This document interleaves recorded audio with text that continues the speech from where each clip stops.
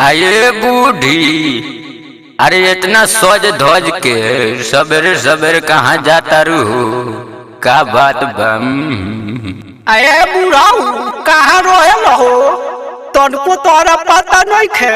अब राम नरेश बबुआ उहे स्वर्गीय कंचन बैठक लइका रामनगर विधानसभा से कप प्लेट छाप से खड़ा बारे। तो हमहू कह दिल बानी हकोसिया पटोसिया कमालावा बिमालावा सब कोनो तैयार होके जा तारी सब वोट देवे। आ रउआ जल्दी तैयार होकी आ राम नरेश बबुआ के कप प्लेट छाप पर बटन दबा के भारी मोटर से विजयी बनाई। आये बूढ़ी, हमरा आँख से कमजोर लौकता है।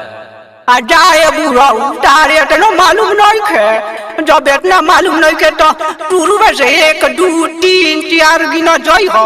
आ जहाँ 10 नंबर होई वही जा होच देना दबा दी हो। आ पीक देना कोरी तो समझ जई हो कि वोट पर गइल।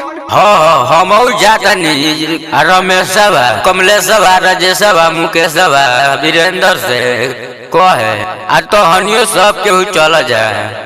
हम सब कोनो के लेके आवत नहीं, चल आगे चल।